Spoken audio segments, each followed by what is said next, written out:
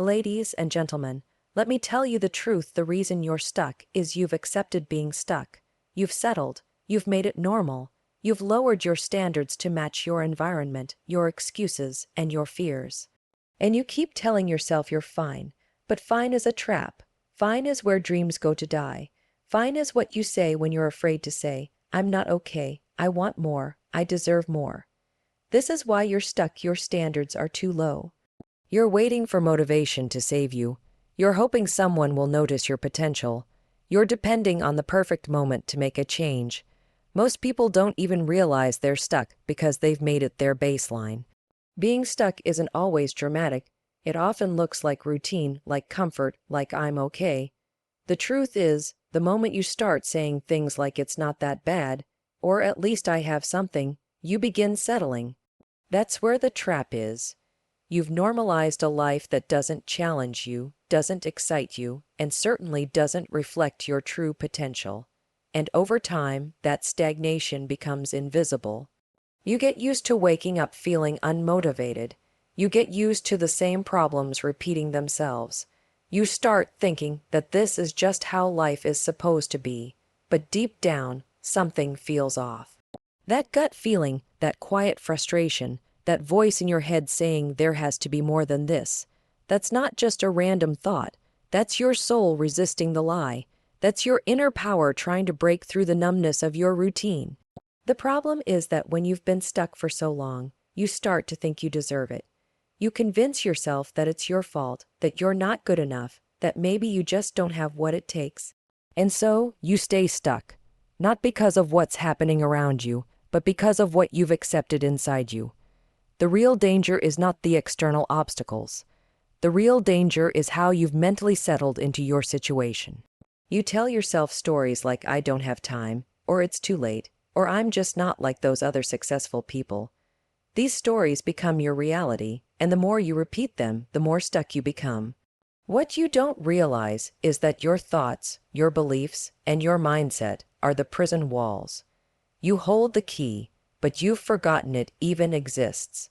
Every single day, you wake up and choose the same pattern, you reinforce it.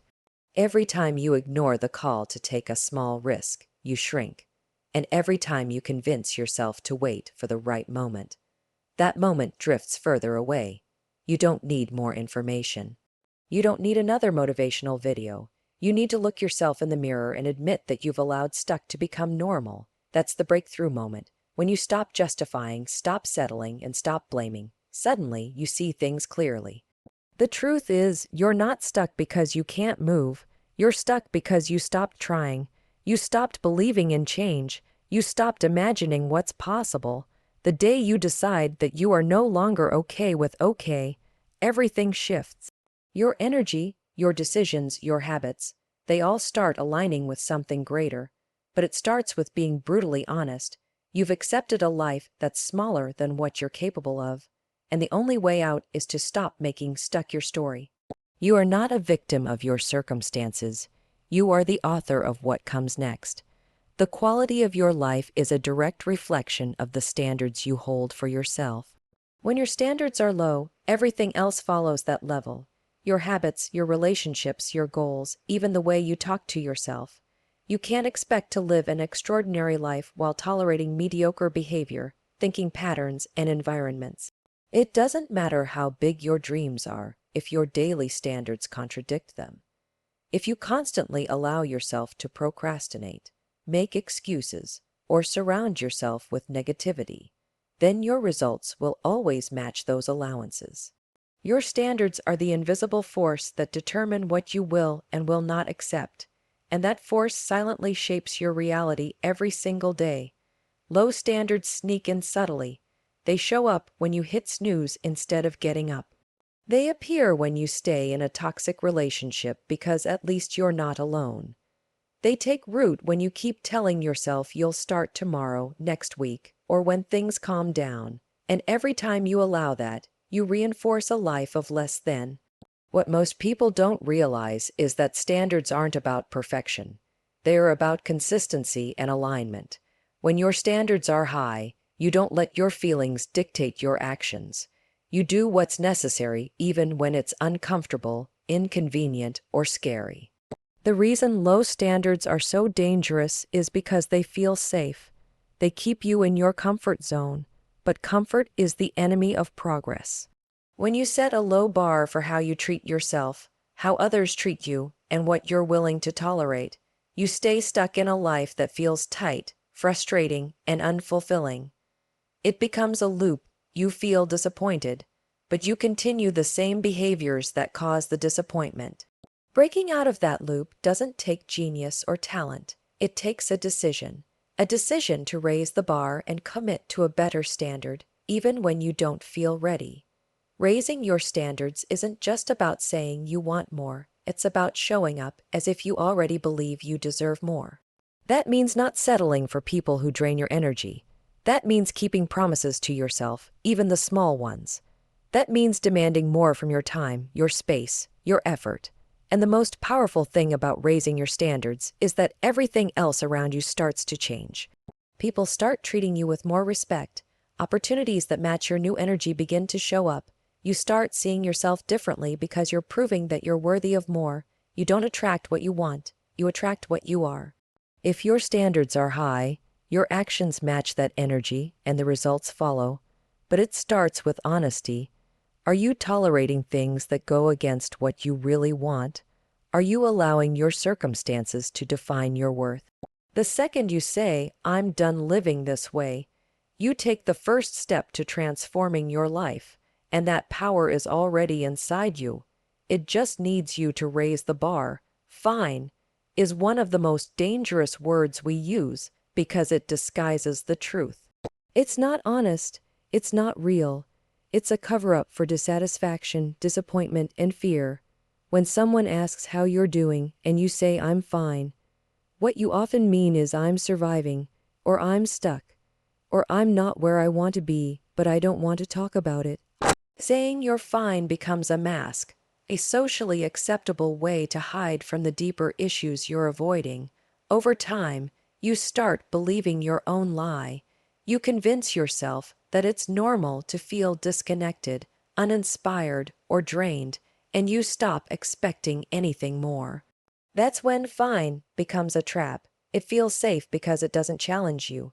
It keeps you in your comfort zone. If you're fine, you don't have to take risks. You don't have to be vulnerable. You don't have to face failure.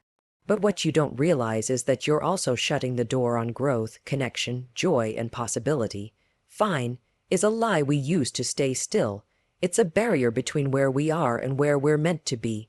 The problem with fine is that it's not painful enough to push you into action, but it's uncomfortable enough to make you miserable over time. It's a slow burn. You're not falling apart, but you're also not thriving. You're not in crisis, but you're also not inspired. You're in a kind of emotional limbo, and it becomes your default state. And because everyone else seems to be saying, "I'm fine," too, you start thinking it's just the way adult life is supposed to feel. But deep down, you know better. You know that you're capable of more. You know that there's something missing. You know that fine isn't enough. Not for someone with your potential, your passion, your purpose. And the longer you stay in that space, the harder it becomes to remember what it felt like to be truly excited about life. Getting out of the fine trap starts with honesty. It starts with asking yourself tough questions. Am I truly fulfilled?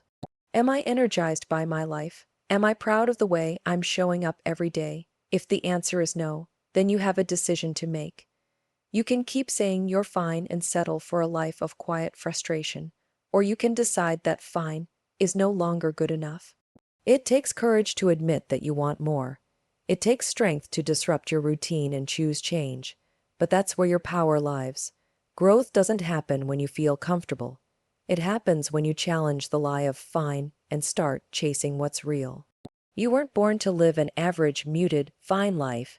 You were born to thrive, to lead, to rise, and that starts the moment you stop settling for fine and start demanding something greater. Most people set big goals, dream about a better life, and create vision boards filled with everything they want to accomplish. But very few actually achieve those dreams, not because they lack ambition, but because their standards don't match their goals. You don't rise to the level of your dreams, you fall to the level of your daily standards. That's the uncomfortable truth. It's easy to talk about change. It's easy to get excited and feel inspired. But if your day-to-day habits, mindset, and discipline don't reflect that same level of desire, then your goals will always stay out of reach. It doesn't matter if you want to become fit, build a business, find a healthy relationship, or grow emotionally. None of it will happen if your baseline behaviors don't support it. You can dream of being successful, but if you constantly hit snooze, skip responsibilities, and make excuses, your results will mirror that level of discipline. People often assume they're failing because they're not capable, but the truth is, they haven't committed to raising their standards. You can't aim for greatness while living by average rules. There's a gap between wanting and doing, and that gap is filled by standards. Your standards are what you hold yourself accountable to, even when no one's watching. They're the invisible boundaries that define how you treat yourself, how you respond to obstacles, and how much you're willing to endure in the name of growth. When your standards are high, you don't negotiate with laziness. You don't let fear decide. You do what needs to be done, not because you feel like it, but because it aligns with who you've decided to become. And it's not about being perfect. It's about refusing to let your old habits and comfort zones run the show. When you fall to the level of your standards, the only way to rise is to lift that level. Start with the small things, showing up on time, finishing what you start, honoring your commitments, and protecting your energy. These things seem minor, but they compound over time. The higher your standards, the more consistent your results. It's a direct relationship.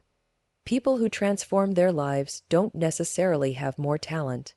They just demand more from themselves. They set rules for how they live and they stick to them even when it's hard, especially when it's hard, because they understand that the version of themselves they're chasing won't appear by accident. It will be built brick by brick through repeated effort and non-negotiable standards. If you want to change your life, stop focusing only on the dream and start focusing on the floor. What's the bare minimum you're willing to accept from yourself? If that floor is too low, your dreams will always stay too high. So raise the floor, lift your standards, and watch your life rise to meet them.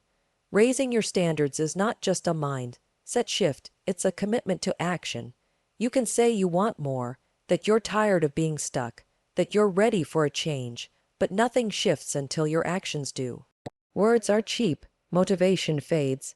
It's the consistent, uncomfortable decisions you make each day that determine whether you'll stay where you are or break through to where you want to be. When you raise your standards, you set a new baseline for your behavior.